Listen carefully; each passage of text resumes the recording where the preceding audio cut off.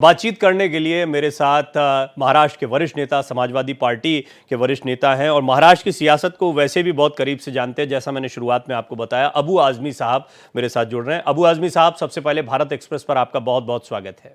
बहुत बहुत शुक्रिया आपका। अब आज़मी साहब, आपसे बहुत अरसे बाद बात हो रही, करीब 20 साल का अरसा बीत गया जब आपसे बात हुई थी लास्ट मौका, यानी इसी तरह के एक इंटरव्यू के दौरान की बात है। अभी मैं जानना पहले ये चाहूंगा कि एक चरण में ही 288 सीटों पर मतदान हो रहा है, इसको लेकर सबसे पहले बहुत सारी प्रतिक्रियाएं आई। तो पहले एक फेज में महाराष्ट्र में चुनाव होना, इसको देखने का आपका नजरिया क्या है? कितना सही डिसीजन लगता है या इसमें आप कुछ और देखते हैं? नहीं, देखिए, अगर एक फेज में हो रहा है और इलेक्शन कमिश्नर और सारी मशीनरी अगर अलर्ट है, कायदे से होगा, तो मुझे लगता है कि इसमें कोई इतनी दिक्कत नहीं होना चाहिए। जिस तरह से दूसरे कुछ जगहों पर इलेक्शन होता है, जैसे यूपी वगैरह में, वहाँ बहुत इंटरफेरेंस होता है ब्यूरोक्रेसी का, कलेक्टर्स का, इलेक्शन कमीशन का। लेकिन मुझे लगता है कि उस तरह की चीजें महाराष्ट्र में उतनी नहीं है, कम है वहाँ पे, यहाँ पे। और अगर यहाँ पे शांतिपूर्वक इलेक्शन एक दिन करा दें तो मैं समझता हूँ कि इसमें कोई हर्ज तो नहीं होना चाहिए। जी, आज़मी साहब, फिर भी आपको वजह क्या लगती है कि एक हम देखते हैं वन नेशन वन इलेक्शन की बात होती है। क्या चुनाव आयोग किसी तरह की तैयारी कर रहा है, अपना परीक्षण करना चाहता है कि हम बड़े राज्यों में एक फेज में ही चुनाव करवा सकें? 5-5 फेजेस में चुनाव होते रहे महाराष्ट्र में। ये one one election one nation, इसके ऊपर तो देखिए बहुत चर्चा होना चाहिए, सारी पार्टियों के साथ बैठकर चर्चा होना चाहिए। मुझे लगता है कि ये संभव नहीं है, ये बहुत मुश्किल काम है कि वन नेशन वन इलेक्शन हो जाए। ये बहुत मुश्किल काम है। महाराष्ट्र का जहाँ तक इलेक्शन है ये सवाल है, महाराष्ट्र में तो 88 सीटों पर मुझे लगता है अगर इलेक्शन कमीशन करा सकता है इलेक्शन, तो देखते हैं। जी, अब आज़मी साहब, मुझे जरा भिवंडी की सीट के बारे में बताएं, क्या विचार चल रहा है? एक तरफ आपका गठबंधन है और दूसरी तरफ जो है आपका अपना एक जोर चलता है, वहां पर आपकी अपनी एक सियासत रहती है। समाजवादी पार्टी यूं तो इंडिया अलायंस का हिस्सा है, लेकिन महाराष्ट्र की सियासत में समाजवादी पार्टी जो है वो वहां नहीं दिखाई पड़ती जहां पर आप देखते हैं अन्य सहयोगी दल हैं, कांग्रेस हैं, उद्धव ठाकरे हैं, शरद पवार हैं। नहीं, देखिए, ऐसा है ना कि मैं कुछ कड़वी बात करके अभी जो है ना अपने गठबंधन में किसी को नाराज नहीं करना चाहता हूँ, परंतु ऐसा है ना कि हमारे साथ इस पिछले 2-3 इलेक्शन में जब आए हैं ना, उसमें हमारे साथ जो बातें हुई थी ना, उस पर इम्प्लीमेंट नहीं किया लोगों ने, और फिर बाद में धोखा ही हुआ और हम सीटें लड़ नहीं सके। की बार श्री अखिलेश यादव जी ने जिस तरह से इंडिया अलायंस किया, बातचीत किया, कांग्रेस पार्टी से बात किया, और जो रिजल्ट निकल कर आया और भारतवर्ष की तीसरी पार्टी समाजवादी पार्टी बन के निकली, तो हमें ये उम्मीद है कि अब की बार कोई धोखा नहीं होना चाहिए, अब की बार इलेक्शन होना चाहिए। जब तक जिसका सवाल भिवंडी का आप कह रहे हैं ना, देखिए, भिवंडी में भी मैं लड़ा था इलेक्शन 2009 में, और कोई अलायंस नहीं था, कांग्रेस भी लड़ी थी, हम भी लड़े थे, सब लड़े थे, लेकिन हम दोनों सीटें चुनकर आ गए थे। तो भिवंडी में हमारा वोट बैंक है। देखिए, 288 में मैं कहूँगा कि मुझे 50 सीट दे दें तो मैं क्यों मैं चुन के नहीं आ सकता हूँ। मैं तो सिर्फ उन्हीं सीटों की बात करूंगा जहां समाजवादी पार्टी 100% चुन के आ सकती है इंशाअल्लाह। तो वही सीटें मांग रहा हूँ। भिवंडी की 2 सीटें हैं, मानपुर शिवाजी नगर में मैं तीसरी बार चुन कर आ चुका हूँ, अब चौथी बार आ रहा है। यहाँ सब समाजवादी पार्टी के कारपोरेटर्स भी हैं। इसी तरह से मालेगांव की सीट हुई है। मालेगांव निहाल अहमद साहब बहुत बड़े लीडर थे जनता दल के, उनकी बेटी मेरे साथ इलेक्शन, मेरी पार्टी में जनता दल पूरी हुई हमारी पार्टी में आ गई है, वो इलेक्शन लड़ना चाहते हैं। वहां पर शान हिंद नाम है उनका, लेडी है वो। तो इस तरह से जो सीटें हमारी अच्छी है ना, उन सीटों पर ही मैं जिद कर रहा हूँ। और मैं बैठा था अलायंस में जाकर के, वहाँ नाना पटोले साहब थे, वहाँ जयंत पाटिल साहब एनसीपी के थे, वहाँ पे हमारे दोस्त संजय राउत साहब थे।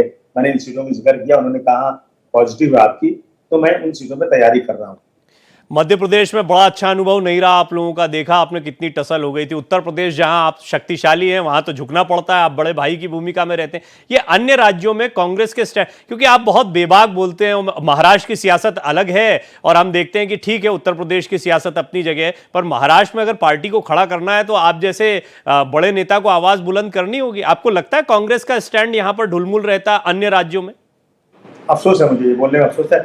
अगर हरियाणा में अखिलेश जी मांग रहे थे, देखिए अखिलेश भाई की कितनी वहां सीटें हैं, ताकत है नहीं है, वो सब बातें नहीं, परंतु एक श्री अखिलेश जी का चेहरा जो है ना पूरे देश में जाना जाता है। मुख्यमंत्री रह चुके हैं, 37 सीटें चुनकर यूपी में आ चुकी है, देश की बड़ी तीसरी पार्टी है। अगर कांग्रेस पार्टी उनको साथ में ले लेती वहां पर, तो मैं ऐसा सोचता हूँ कि शायद कुछ नजारा और होता। और छोटी छोटी पार्टियों को 2-2 सीट, 3-3 सीट, 4 सीट देने में क्या हर्ज है? पूरा गंवा दिया और उसके बाद जो है इस तरह इसी तरह से अभी यहाँ सवेरा है कांग्रेस से मैं कहना चाहता हूँ, कल फिर आप ये कहेंगे कि समाजवादी पार्टी 26 सीटों पर लड़ गई, 25 सीटों पर लड़ गई और वोट कट गया, फिर ये हो गया। ये सब नहीं होना चाहिए, कोई वोट नहीं करना चाहिए। हम इस देश की तीसरी बड़ी पार्टी हैं, हम तुरंत जो है जो छोटी पार्टियां हैं उन सबको समेट लेना चाहिए एक साथ में, किसी की जिद नहीं होना चाहिए। जहां पॉजिटिव नजर आए उसको बात करके जितनी जल्दी हो सकता है वो अनाउंसमेंट होगा तो हम लोग चुन कर आएंगे, वरना मुझे ऐसा लगता है कहीं फिर हमारी हालत यही ना हो जाए जो दूसरे प्रदेशों में अभी हुई है। अगर अगर मान लीजिए, थोड़ा हाइपोथेटिकल है, अगर कांग्रेस आपकी बात को नहीं सुनती है, जिद पर अड़ी रहती है, तो नुकसान हो जाएगा? बहुत नुकसान होगा, 101% नुकसान होगा। नुकसान से लिहाज मतलब आप किस तरीके से कि आपके यानी समाजवादी पार्टी के कैंडिडेट ज्यादा तादाद में उतर जाएंगे फिर ऐसे सूरत में? नहीं सर, देखिए ना, मेरे पास देखिए अभी जो कैंडिडेट कांग्रेस या राष्ट्रवादी या शिवसेना से मांग रहे हैं ना, ये लोग सबसे कह रहे हैं हाँ तुमको देंगे, किसी को ये नहीं कह रहे हैं कि ये सीट तुमको नहीं मिलेगी, ये सीट हमारे गठबंधन में हमारे साथी को जा रही है। सभी को उम्मीद पे रखा हुआ है, सब इंतजार कर रहे हैं। इसी तरह मेरे पास भी कैंडिडेट है, मैं भी उनको कह रहा हूँ भाई आप लोग इंतजार कीजिए, गठबंधन होगा, नहीं होगा तो लड़ाएंगे, आपको नहीं होगा तो लड़ाएंगे। अगर नहीं होगा और मैं राजनीति करता हूँ, मुझे पार्टी बढ़ाना है, अगर मैं नहीं लड़ाऊंगा तो मेरा कार्यकर्ता दूसरी पार्टी में भाग जाएगा, तो क्या मैं बैठ के अकेले ताली बजाता रहूंगा? तो मुझे लड़ाना पड़ेगा। फिर मेरे पर यह आरोप नहीं होना चाहिए कि मैं जो है वोट बांट रहा हूँ। देखिए वोट कितना मिलता है कितना नहीं मिलता वो अलग बात है, लेकिन अपने कार्यकर्ताओं को अपने साथ जोड़ के रखना जरूरी है। अगर कार्यकर्ताओं को लगेगा कि भाई हमारी बात सुनी नहीं गई तो कार्यकर्ता नाराज हो जाता है, तो उसमें क्या होता है, उसमें वोट बढ़ जाता है और बाद में फिर अफसोस करना पड़ता है। फिर क्या होता है, फिर बैठते हैं मंथन करते हैं, अरे क्यों हार गए, क्या हार गए, कैसे हो गया। अब पछताए हो क्या जब चिड़िया चुग गई थी। अभी बात कर लो जल्दी से, ताकि सब एक साथ में रहें और हम लोग चुनकर आ जाए। आपके मित्र संजय राउत जी का बयान आया था हरियाणा के नतीजों के बाद, और उन्होंने अपने ही साथी कांग्रेस को यह सलाह दी थी कि आपको 2-4 सीटें दे देते तो क्या चला जाता है, इस तरह की जिद पर नहीं अड़ना चाहिए। संजय राउत जी का बयान आया इमीडिएट इलेक्शन के नतीजों के बाद। आपको लगता है कि यहां पर जो हरियाणा के नतीजे आए उसमें कांग्रेस की यही जिद उनकी परेशानी का सबब बनी? 101% मैं कहता हूं कि जिद उनकी थी। हमारे नेता श्री अखिलेश जी ने बार बार बात किया था, बार बार कहा था, लेकिन नहीं सुना गया। उत्तर प्रदेश में जो 17 सीटें समाजवादी पार्टी ने चुना था, दिया था, यानी जो उनके शहर में कांग्रेस की आई थी, मैं कुछ उनका मन दुखान नहीं करना चाहता हूं, परंतु जब इसके पहले जो इलेक्शन हुआ था पार्लियामेंट का, वो सीटें जो लड़े थे वो लोग ना हर जगह 5 लाख 6 लाख वोटों से हारे थे। 5 लाख 6 लाख आप देख लीजिए, मेरे पास लिस्ट पड़ी हुई है। लेकिन अभी जब हम लोग साथ में आ गए तो जो एक सीट कांग्रेस की थी वो समाजवादी और कांग्रेस के दोनों के मिलने से 6 सीट कांग्रेस की आ गई और 37 सीट समाजवादी पार्टी का। दोनों का फायदा हुआ, ऐसा नहीं कह रहा कि मैं ऐसा बिल्कुल नहीं कहूंगा कि सिर्फ उनका फायदा हुआ मेरा फायदा नहीं हुआ। दोनों के मिलने से जनता में एक मैसेज जाता है और ये बात कांग्रेस को सोचना चाहिए कि भाई 1 से 6 सीट हो गई है और उसके पहले हालत क्या थी, गठबंधन से कितना फायदा होता है, इस गठबंधन का फायदा हुआ तो होगा। महाराष्ट्र में जल्द से जल्द उनको गठबंधन कर लेना चाहिए। ये नहीं, अच्छा हम कोई सीएम नहीं बनने वाले, हम कोई बहुत बड़ी ज्यादा नहीं मांग रहे हैं, हम तो सपोर्ट नहीं करने वाले हैं ना। और समाजवादी पार्टी तो बिल्कुल सेकुलरिज्म की प्रहरी है। समाजवादी पार्टी तो कभी किसी के साथ जा ही नहीं सकती। वो हम चुनकर आए, कितनी सीटें हमारी आती है, हमें वो बुलाएं या नहीं बुलाएं, फिर भी हम सेकुलर दल को ही सपोर्ट करने वाले हैं। अच्छा आजमी साहब, बहुत अरसा हो गया मुझे भी ये सब पॉलिटिकल कवरेज करते हुए, तो जैसे आप राजस्थान का उदाहरण लीजिए, बहुजन समाज पार्टी के विधायक सारे के सारे साथ में चले गए थे, बड़ा गुस्सा होती रही फिर वो, तो ये कम सीटें देने के बाद एक डर तो बना रहता है कि कहीं सीटें दी 3-4 जो अबू आजमी जी के साथ में हैं, अबू आजमी जी तो खैर इंटैक्ट हैं, बड़े नेता हैं, कितनी तेज आंधियां चलती रही वो टिके रहे हैं, वो झंडा बरदार रहे, लेकिन बाकियों का भरोसा कैसे कर लेंगे लोग? आज तो देखिए भरोसा तो जो बड़ी पार्टियों क्या, अगर मैं कहूं तो अजीत पवार साहब, शरद पवार साहब बड़ी पार्टियां टूट गए। मैं कहूं कि बहुत बड़ी पार्टी एकनाथ शिंदे साहब और हमारे जो उद्धव ठाकरे साहब एक साथ टूट गए, तो टूटने वाले को कौन रोक सकता है भाई? अगर आदमी की नीयत ही खराब हो जाएगी और आदमी के अंदर जो है बिल्कुल से जो विश्वास ही खत्म हो जाएगा, तो जिसको उठा के जमीन से उठा के ले जाओ ऊपर और जाने के बाद इस तरह की चीज करे। आइडियोलॉजी खत्म हो चुकी है। एक जमाना वो था कि लोग आइडियोलॉजी पे काम करते थे, लेकिन आज जो है ना, लोग आइडियोलॉजी पे नहीं, लोग टिकट ढूंढते हैं। आज कहते हैं मैं सांप्रदायिकता के खिलाफ हूं, मैं बीजेपी के खिलाफ वो समाजवादी टिकट थे, समाजवादी नहीं दिया तो कांग्रेस में जाते हैं, कांग्रेस नहीं दिया तो शिवसेना में जाते हैं, शिवसेना नहीं दिया तो बीजेपी में जाते हैं, कई भी टिकट लेते हैं। मैं समझता हूँ ये लोग नेता नहीं है, ये एमएलए बन सकते हैं परंतु लीडर नहीं बन सकते।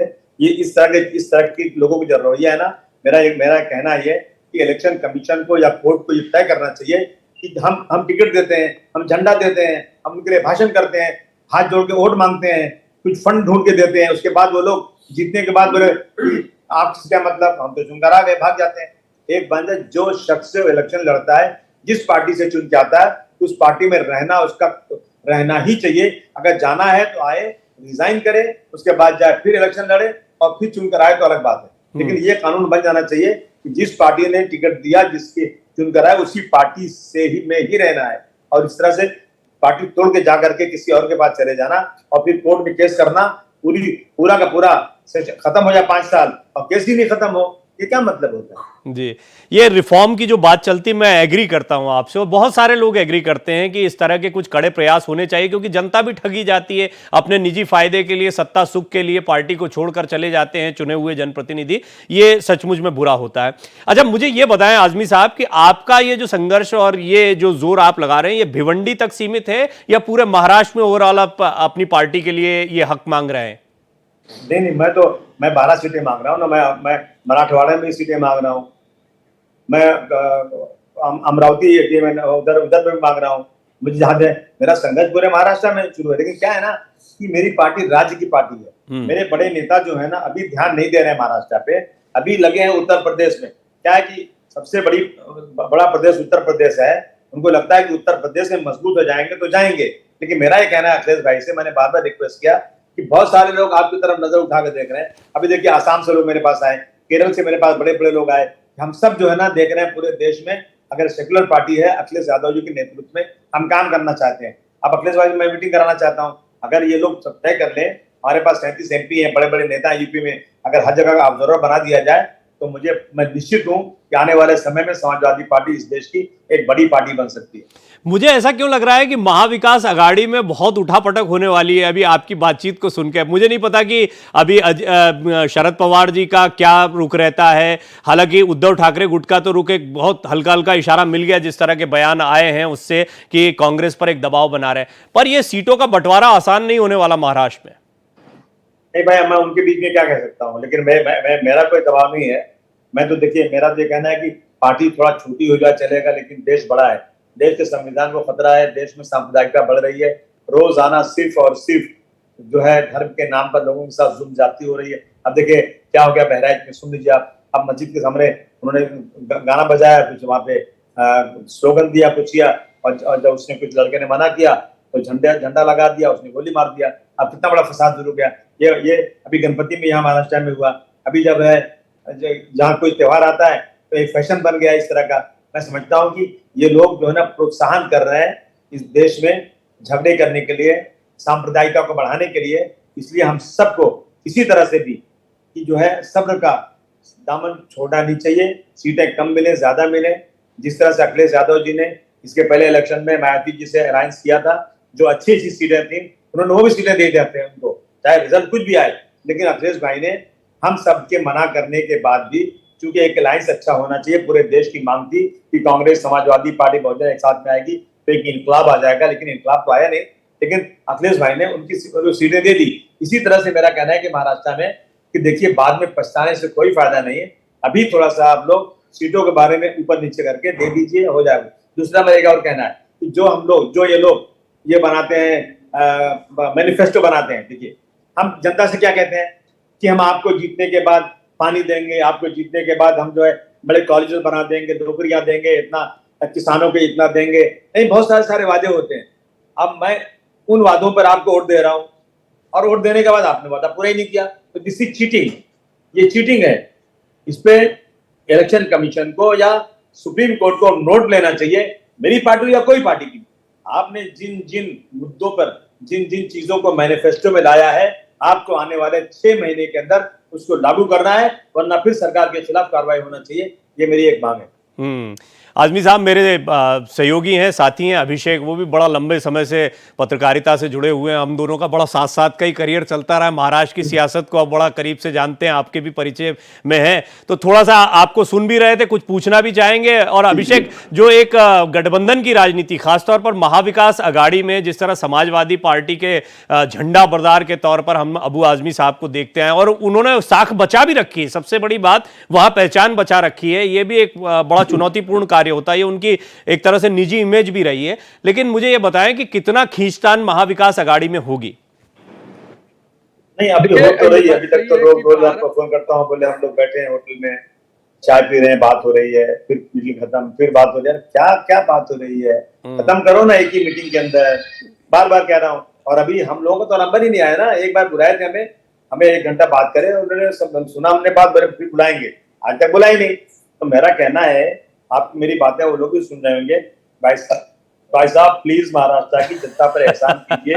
महाराष्ट्र की जनता परेशान है, किसानों की आत्महत्या बहुत ज्यादा बढ़ गई है, महंगाई बढ़ती जा रही है, सांप्रदायिकता बढ़ती जा रही है, मॉब लिंचिंग हो रही है, लॉ एंड ऑर्डर खत्म हो गया है, बाबा सिद्दीकी जैसे आदमी को जो है दिन दहाड़े गोली मार दी जा रही है।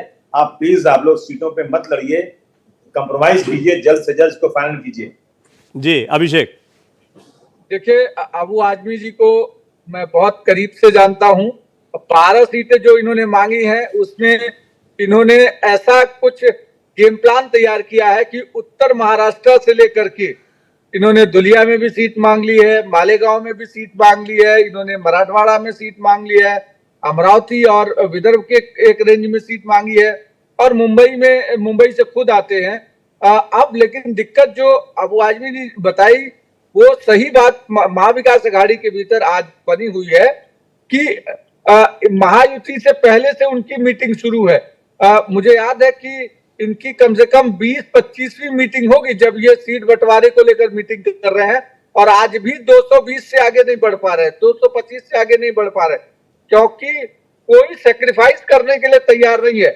18 सीटें मुंबई में वो शिवसेना को भी चाहिए, 18 सीटें वो कांग्रेस को भी चाहिए। जब इन्हीं को 18 सीटें चाहिए, तो बाकी एनसीपी क्या करेगी? अबू आज़मी जी की पार्टी जो है समाजवादी पार्टी, वो क्या करेगी, या दूसरी पार्टियां क्या करेंगी? तो कहीं ना कहीं ये कांग्रेस को भी समझना पड़ेगा और शिवसेना को भी समझना पड़ेगा। कांग्रेस को ऐसा लग रहा है कि उनका जो मुस्लिम वोट बैंक था वो शिवसेना की तरफ डाइवर्ट हो रहा है।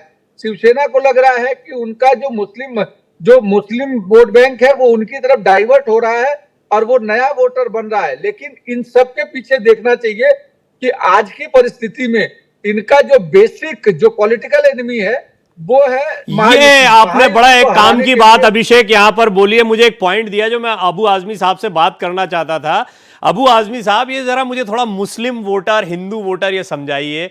ये हम सब जानते हैं, देखिए हम कितना ही नैतिक तौर पर बात कर ले, लेकिन हम सब जानते हैं वोटों का पोलराइजेशन चुनाव में होता है, सभी राजनीतिक।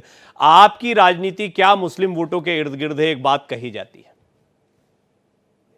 कि मुस्लिम बहुत डिप्रेस है, बहुत परेशान है, उसकी शरीयत पे हमला हो रहा है, उसकी जमीनें जो उसके लोगों ने दिया था मस्जिदों के लिए और दरगाहों के लिए, स्कूलों के लिए, अपने अपने पुण्य के लिए, उन जमीनों पर भी कब्जा करने की कोशिश हो रही है। उनकी स्कॉलरशिप खत्म की जा रही है।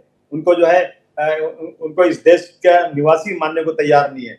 मतलब हर तरफ से उनके साथ जुल्म ज्यादती, गाय बैल के नाम पर मारा जा रहा है, रोजाना कुछ हो रहा है। मुंबई में तो एक उनका नेता कहता है कि मस्जिद में घुस के मारूंगा, कुरान शरीफ घर में नहीं पढ़ने दिया, कुरान शरीफ फेंक दिया। इस तरह की चीजें हो रही हैं। तो आप समझिए कि मुस्लिम परेशान है। कहाँ जाएगा मुसलमान? उसी के पास जाएगा जो लोग सेकुलर होंगे। आप सोचिए, एक जमाने बाला साहब ठाकरे बहुत ही सांप्रदायिकता की बात करते थे। मुसलमान जिंदगी में सोच नहीं सकता था उनको वोट देने के लिए। लेकिन जब हमारे उद्धव जी ने कहा कि मैं 30 साल तक इन लोगों के साथ गलत फंस गया था, मैं छोड़ दिया, मैं सेकुलर हो गया, उसी उद्धव जी को उनकी पार्टी के जब संजय पाटिल साहब यहाँ लड़ रहे थे इलेक्शन, तो हर एरिया से बहुत कम वोट मिला, बाहर है वहां से। लेकिन मेरे एरिया से 1,20,000 वोट उनको मिला। मुसलमानों ने वोट दिया। क्यों दिया?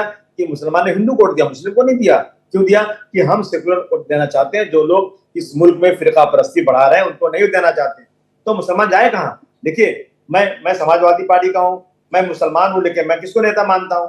मैंने श्री मुलायम सिंह यादव जी को नेता माना, अब अखिलेश जी को नेता मान रहा हूं। तो इसमें मुस्लिम हिंदू की बात नहीं है। मुसलमानों एक जो जी एक जो अभिषेक सवाल जी, है जी। कि जो कॉमन मिनिमम प्रोग्राम जो महाविकास अघाड़ी का बन रहा है, क्या अबू आजमी जी आप प्रयत्न कर रहे हैं कि मुस्लिम आरक्षण को लेकर जो 2013-14 में जो मिला था, जिसको कोर्ट ने भी वैलिड माना था, अब आप लगातार विधानसभा में इस मुद्दे को भी उठाते रहे कि अगर मराठाओं को आरक्षण की बात कर रहे हैं, आप धनगर के आरक्षण की बात कर रहे हैं, तो कोर्ट ने, हाई कोर्ट ने जब मराठा आरक्षण क्वेश किया था, उस समय में भी मुस्लिम आरक्षण को यह माना था कि मुसलमानों को मुस्लिम के तौर पर नहीं, लेकिन उनकी जो पढ़ाई लिखाई है, शैक्षणिक आधार है, उनके जो स्तर है, उनका सामाजिक स्तर है, उसको सुधारने के लिए दिया जाना चाहिए। उसके बावजूद भी अब तक नहीं मिला। अब चूंकि सामने चुनाव है, आपसे भी पूछा जाएगा, पूरी महाविकास अघाड़ी से पूछा जाएगा कि आखिर उस आरक्षण, आप धनगर के लिए बोल रहे हैं, मराठा के लिए बोल रहे हैं, लेकिन जिस कौम ने आपको 100% ये ठीक है सवाल कि जिस आपसे दुनिया की ज्यादा पूछा जाएगा और आपसे अबू आजमी साहब मुस्लिम समाज ज्यादा पूछेगा। मैं मुस्लिम समाज जब मुझे पूछेगा तो मैं कहूंगा कि हाँ, महाविकास अघाड़ी ने नहीं दिया तो क्या मैं बीजेपी को वोट दूं? क्या कहेंगे फिर? नहीं, उनकी उम्मीदों का क्या होगा? नहीं, उनके मुद्दों के बाद मैंने अभी देखिए, यहाँ पर भारत बचाओ आंदोलन चल रहा है, यहाँ पर बहुत सारे सेकुलर लोग हैं जिन्होंने पिछले इलेक्शन में कश्मीर से कन्याकुमारी तक ये कोशिश किया कि वोटों का बंटवारा ना होने पाए। इस कोशिश का यह नतीजा निकला। अलायंस जब बना, इंडिया अलायंस, तो 400 पार, अब की बार 400 पार वाले 240 पे आ गए। तो वो लोग अभी तैयार है, काम कर रहे हैं वो लोग, लेकिन वो अब की बार ठीक है, कुल मिलाकर ये बड़ा मुद्दा रहेगा। आजमी साहब, पता ही नहीं चला बातचीत कैसे, समय का पता नहीं लगा आपसे बात करते करते। चलते चलते मैं चाहूंगा कि बाबा सिद्दीकी साहब पर अगर आप कुछ कहना चाहें कि आपके जहन में क्या चल रहा है, क्योंकि आपके कई कमेंट्स उस पर आए हैं, तो मैं जानना चाहूंगा कि आप इस पूरी घटना को कैसे देखते हैं। मैं सिर्फ एक बात कहना चाहता हूँ कि मेरा देश बहुत महान है। हर गाड़ी के पीछे लिखा है मेरा भारत महान, मेरा भारत महान। इस महान देश के महान नेताओं को एक बार सिंगापुर जाना चाहिए, एक बार सऊदी अरब, मिडिल ईस्ट जाना चाहिए कि वहां मर्डर क्यों नहीं होता है, वहां चोरी इतनी ज्यादा क्यों नहीं होती, वहां रेप क्यों नहीं होता है, वहां लड़कियों के साथ छेड़छाड़ क्यों नहीं होती। प्लीज मेहरबानी करके जाएं और उन चीजों को यहाँ अपनाएं। अगर हमारे इस तरह से बड़े बड़े नेताओं का खून हो जाएगा दिन दहाड़े और हम लोग सिर्फ 4 दिन 6 दिन चिल्लाएंगे, भूल जाएंगे, फिर ये हो जाएगा। आज पता है आपको क्या हुआ? आज एक आदमी को मलाड में सिर्फ गाड़ी पुलिस टकराने से इतना मारा है, उसकी माँ, उसके बाप हाथ जोड़ रहे हैं, उसके सो गए, उनको भी मारा और मारते मारते मर गया। क्या है मेरे देश की हालत? ये कोई तरीका, ये कोई लॉ एंड ऑर्डर है क्या? कुछ सीखना चाहिए इन लोगों को। बाबा सिद्दीकी एक शरीफ आदमी था, लड़ाई झगड़े वाला नहीं था, बहुत खुशदिल आदमी था, हमारा दोस्त था बाबा सिद्दीकी बेचारा। उसको क्यों मार दिया गया, इसको इंक्वायरी होना चाहिए। और इस तरह की हालात देश में न बने, महाराष्ट्र में न बने, इसके ऊपर इन नेताओं को ना कुछ सोचना चाहिए, वरना सिर्फ वोट लेने के लिए नफरत का काम बंद करना चाहिए। जी, अबू आजमी साहब, बहुत बहुत शुक्रिया। मैं उम्मीद करता हूं आगे महाराष्ट्र चुनाव के दौरान आपसे और बातचीत होती रहेगी, कई मुद्दे आएंगे, तो समय इसी तरह निकालते रहिएगा। भारत एक्सप्रेस 20 साल बाद मत मिलिएगा, जल्दी मिलिएगा। जल्दी जल्दी मुलाकात होगी। बहुत बहुत शुक्रिया आपका। अभिषेक, आपका बहुत शुक्रिया, आप लगातार हमारे साथ बने रहे। तो ये खास बातचीत थी अबू आजमी साहब से। आज महाराष्ट्र की चुनाव की तारीखों का ऐलान हुआ और महाराष्ट्र की सियासत का एक बहुत ही पुराना, बड़ा परिपक्व चेहरा है अबू आजमी, जिनसे कई मुद्दों पर बातचीत हुई।